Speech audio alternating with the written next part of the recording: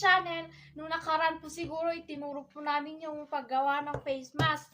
Ngayon naman po, ituturo po namin ang paggawa ng doormat o basahan.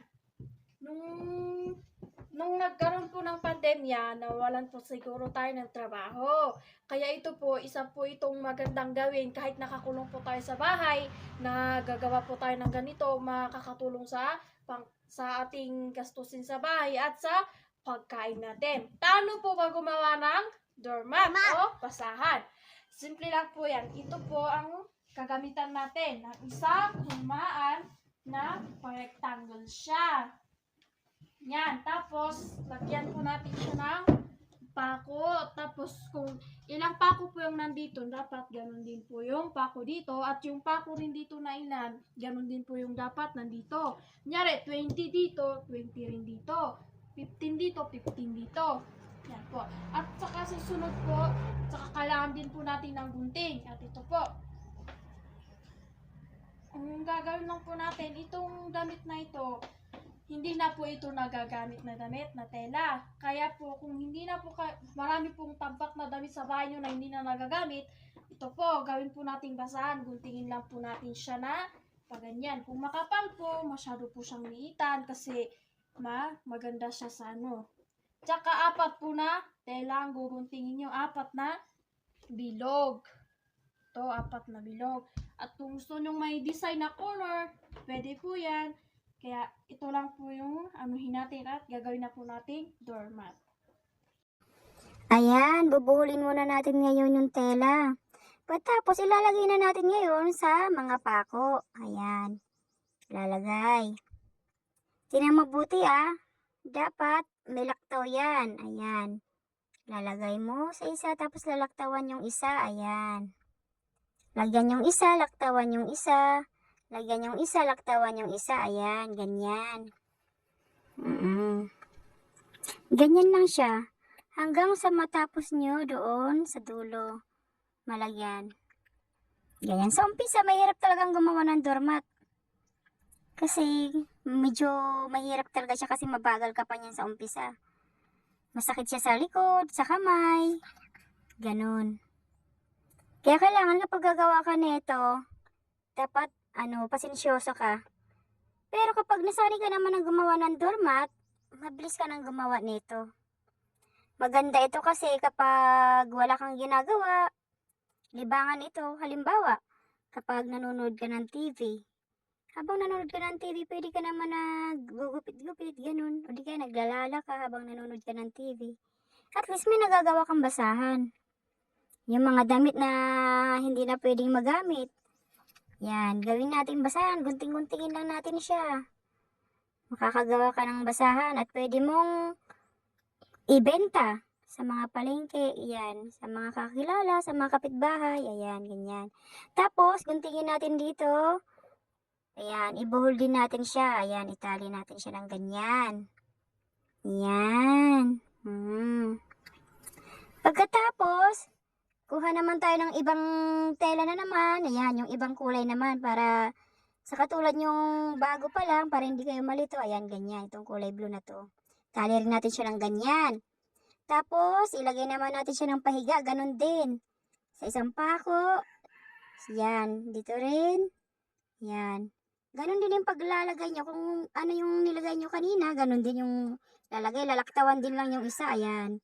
Ganyan. Lagay, laktaw lang din yung gagawin nyo. Ayan, ganyan. Diba? Kung ayaw nyo naman siyang ibenta, pwedeng sarili nyong basahan, makakagamit na kayo. At least makakalibre kayo, diba? Yung mga damit na sira na hindi ginagamit. Halimbawa, yung mga lawlaw na, o yung may mga butas-butas na, pwede natin gupit-gupitin, gawin nating doormat o basahan. Kapag makaipon kayo ng marami, kasi akong ginagawa ko, iniipon ko talaga siya.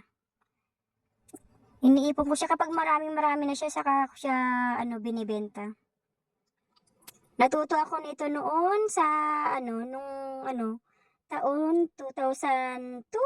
Ako natuto nitong gumawa ng doormat. Ang ginagawa ko iniipon ko talaga muna siya. Ginugunting ko muna siya ng marami. Saka ko siya ginagawang doormat. Ayan.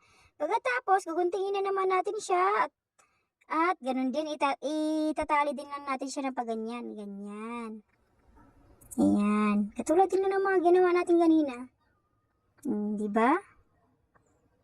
Tapos ito naman, kulay red na naman. Ganun din, itatali lang din natin sa umpisa. Ayan. Tatali lang ng ganyan. Pagkatapos, yung mga kanina, yung mga hindi nalagyan kanina, yung mga nilaktaw-laktawan natin kanina na mga pako, yun naman ilalagay naman natin ngayon itong red.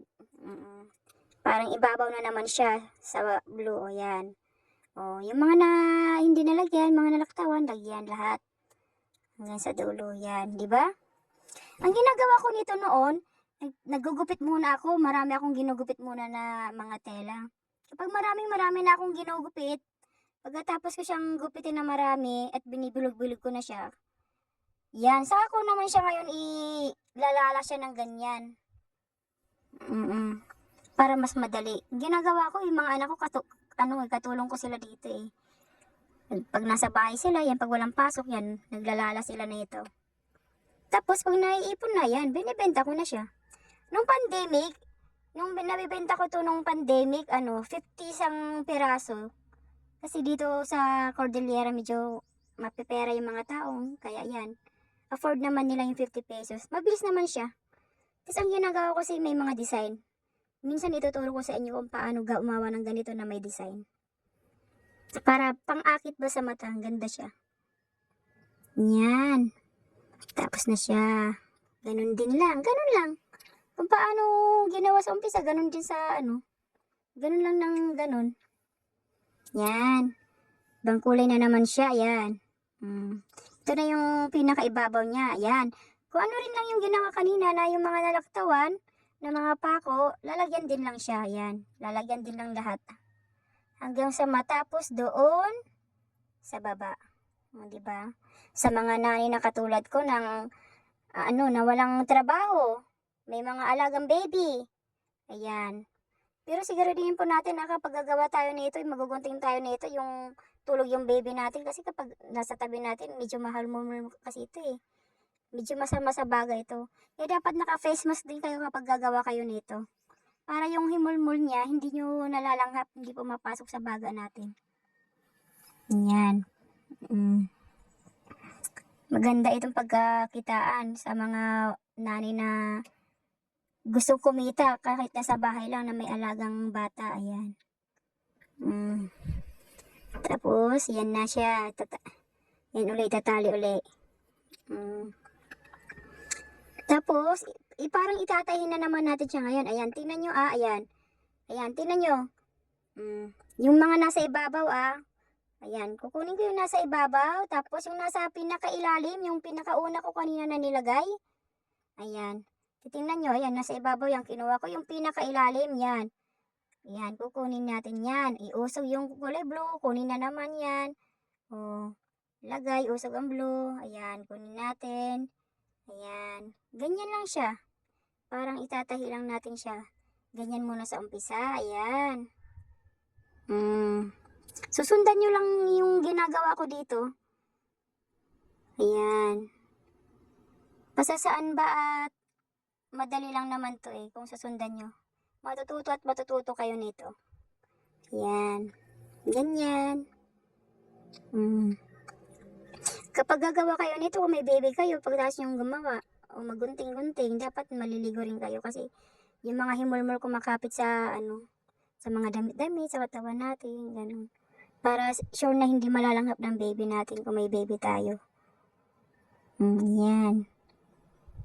Yan.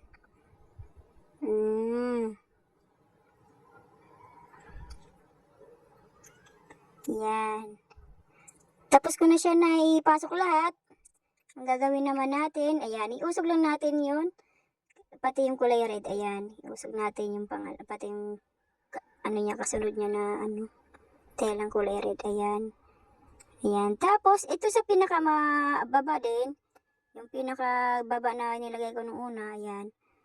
Yan, ibababa rin natin siya para hindi tayo mahirapan maglala or magtahi. Ayan, ganyan. Ganyan, naayusin mo muna. Ayan, kukunin mo yung nasa ibabaw. Ayan, nasa ibabaw, kinuha ko. Tapos yung nasa pinakailalim, ayan, ipinasok ko yung kinuha ko na nasa ibabaw, ipinasok ko dyan sa pinakailalim na yan. Ayan, buka, buka, kuha, buka. Yan, kuha. Yan. Kukunin mo lang yung nasa ilalim. Ayan, kukunin mo yung pinakailalim, buka, kuha, buka, kuha. Yan, ganyan. Yung pinakauna na nilagay ko kanina, yun ang kukunin mo. Ayan. Yan, ganyan, oh. Katulad ko, sanay na akong gumawa ng doormat, kaya madali na lang sa akin ng maglala ngayon. Ayan. Ayan, parang tinatahi lang din natin siya, yan. Ganyan. Pagkatapos na natin siya nailagay lahat, ay nailagay yung unang ano, ayan. Ibababa natin siya para hindi na naman tayo mahirapan na maglala. Ayan. Ganun. Ganun din yung kasunod niya, yung kulay blue. Ibababa din natin yan, ganyan. Di ba parang tinatahi na rin siya, oh. Oh, di ba? Yan. Pagkatapos niyan, kukunin na naman natin yung kasunod niya. Ganun din. Kung ano yung ginawa natin nung una, ayan. Ganun din lang ang gagawin natin. Parang itatahi lang din natin siya. Kukunin natin yung pinakailalim, yung pinakauna na nilagay natin kanina. Ayan. Ganyan, oh. Ako kasi, sanay na ako kaya mabilis na ako. Ayan. Pero kapag umpisa ka pa lang na gumagawa nito, talagang medyo mahihirapan ka pa. At medyo matatagalan ka talaga. Yung isang peraso, medyo matagal pa kapag ginawa mo.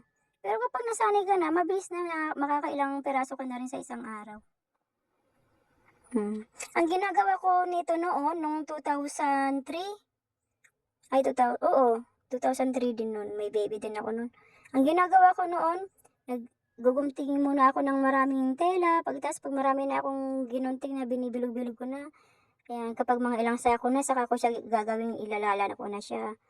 Tapos iniipon ko na siya, pag marami na akong tambak na doormat na nagawa, binabagsak ko siya sa palengke. Noon, kapag binibenta namin to, 10 piso pa lang noon. Tapos, pag binibenta naman namin siya sa palengke, nabibili nila ng 8, pero binibenta rin nila ng mga 12 pesos, ganun. Kaya ang ginagawa ko, iniipon ko siya, tapos yan, saka ko siya binibenta. Yan. Nakakabili ako ng ulam, bigas. Nakakabili pa ako noon ng damit ng mga anak ko. Yan. Di ba nakakatulong ka kapag ang asawa may construction worker? Yan. Malaki yung tulong ito. Yan. Magbiruin mo mga damit na sira. Pwede mong gawing basahan pagkakitaan. Basta magsipag ka lang, magtiyaga ka lang. Kapag may tiyaga, sabi nga nila, may linaga. Yan. Malapit na ako matapos. Yan. Yan. Medyo kinat ko na rin pala yung video kasi medyo mahaba kapag hindi ko kinat. Yan.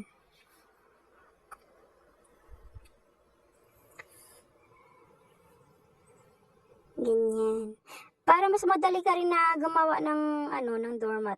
Dapat yung medyo marami ka rin ngayon na gagawin na lumaan. Para lalagyan mo na lang yung lumaan. Tapos kung halimbawa meron yung mga anak mo na umuwi galing school, yan, pwede nilang ilala. Ganon. Para mas mabilis ka makagawa, makarami ka. Ayan. Ngayon, tapos na natin siyang ilala. Tatanggalin na natin siya sa lumaan. Paano ba tanggalin? Ayan. Kuha ka ng isang kahoy, tapos isang pako. Yung pako, yan, ipapako mo lang siya sa kahoy na ganyan. Ayan, oh. Yan, pinako lang ng ganyan. Ayan, nakalabas yung ulo ng ng pako kasi yan ang gagamitin sa pangtanggal. Ayan, medyo iusog-usog muna natin siya ng paganyan para hindi tayo mahirapan na magkalas ng ng doormat natin sa pako. Para hindi rin masikip at hindi rin masakit sa kamay. Yan. Ganyan ang ginagawa ko. Para mabilis akong magkalas, magtanggal. Yan, aayusin. Para maayos din pag tinanggal mo. Ayan, tatanggalin na natin. Gawin lang, kukunin natin tong isa, yung una, yung kulay blue. Ayan, isusunod yung kulay gray na yan. Ayan. Tapos, yung kulay gray na yan, ipapasok natin ngayon sa butas ng kulay blue. Ayan, ayan, ganun din. Kukunin ng kulay blue, ipapasok sa kulay gray. Ayan. Ganun din ang gagawin, ang kasunod. Ganun lang, ganun lang. Kuha, pasok. Ganun lang ang gagawin natin. Hanggang sa matapos siya, hanggang doon, sa dulo ipapaikot mo lang siya. Ganyan. O, di ba? Parang tinatahi lang din siya, oh. Yan. Kapag umpisa ka pa lang nito, kahit sa pagtatanggal ng ganyan, medyo matatagalan ka. Pero kapag sanay ka na yan, dali na lang yan.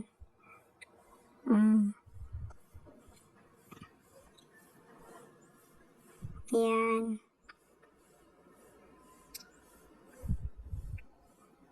Pwede rin kayo manghingi ng mga damit. Sabihin nyo sa mga kakilala nyo, sa mga kaibigan nyo, kung meron sila mga damit na sira-sira na hindi na ginagamit, ibigay na lang kamo sa inyo para gawin yung basahan. O kung gusto naman nila, palitan mo ng kahit isa dalawang basahan o yung maraming damit na binigay nila, di ba?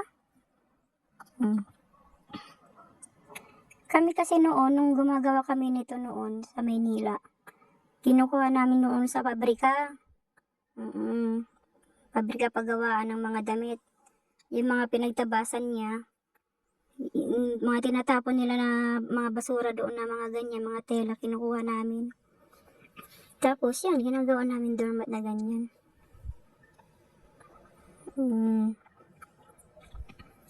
Ganyan lang, papaikot mo lang siya, natatanggalin ng ganyan. Naalala ko pa noon, nung merong kakilala namin na nagbigay ng mga damit na marami, kasi alam nilang gumagawa ako ng doormat. Yung asawa niya, pinamigay yung mga damit na alam niyang para binigay sa akin para makatulong sa akin.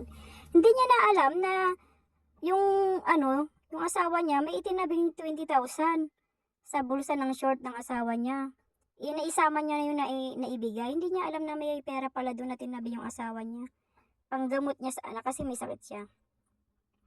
Nung binigay yung na yun, yung mga damit na yun, ang dami ng pinagdaanan na tao kasi pumili yung ibang mga tao ng para nila. Tumingin sila kung mayroon pa bang pwedeng pakinabangan bago nakarating sa amin. Pero hindi nila nakuha yung 20K. Nung nasa amin na yung na yun, mga damit na yun, nung sinukat ng asawa ko yung short, sabi niya, parang pwede pa to pang trabaho, sabi niya. Doon nakita niya yung 20K. Ala, may pera, sabi niya. Tama-tama, tumawag naman sa amin yung may-ari ng damit na yun nagbigay kung may nakita kami 20K. Sinabi naman namin na meron. Yun, kinabukasan, maagang-maaga sila pumunta sa bahay. Binigyan naman namin. Ayan. Malapit na siya matapos. Ayan. Kapag malapit na matapos, medyo nagkaka na siya, tatanggal-tanggal na siya. Ayan. Kailangan talaga tiyaga ka. Ayan. Hanggang sa makuha lahat. Ayan. Ayan, yung isa na lang ang natitira. Ayan, tingnan. Yung isa na lang ang natitira. Ayan, guguntingin mo yan. Guntingin mo. Tapos yung niyan, yung isa niya na nagunting, ayan.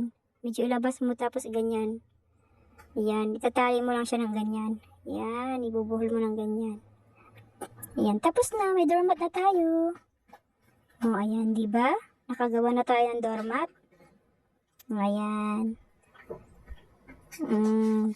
Kung nagustuhan niyo ang video ko ngayon kung paano gumawa ng doormat, please like and subscribe my channel. Ayan. Maraming salamat.